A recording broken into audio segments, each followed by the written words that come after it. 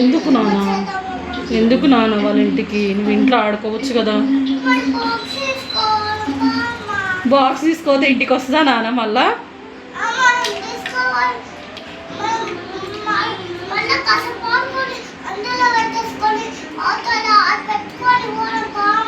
ఇప్పటికే నువ్వు కొన్న కాడ నుంచి ఎన్ని మిస్ చేసావో నేను లెక్క పెడుతూనే ఉన్నా.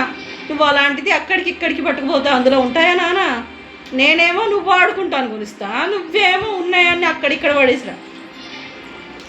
ఒక్కనాడన్న వాళ్ళ ఇంటికి ఎందుకు వెళ్ళాల్సి నువ్వు? మళ్ళీ చీకటి వరకు ఎందుకు రావాలి?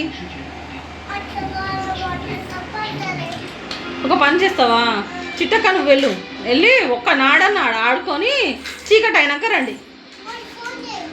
మరి నేను ఉండను, నువ్వు చిట్టక్క ఉంటారా? ఆడుకొని వస్తారా? ఎవరింటికి పోతావు? అక్కినికి వాళ్ళ ఇంటికి పోతావా? వాళ్ళ దగ్గర ఆడుకొని వస్తావా? వాళ్ళ ఇంటికి పోవాలనిపిస్తుందా?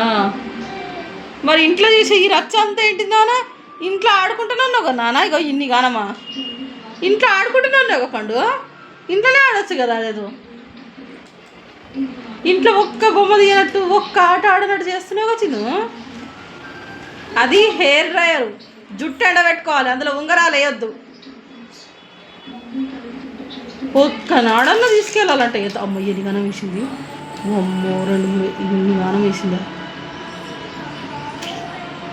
చూడండి. చేసి రచ్చిలా ఉంటుంది.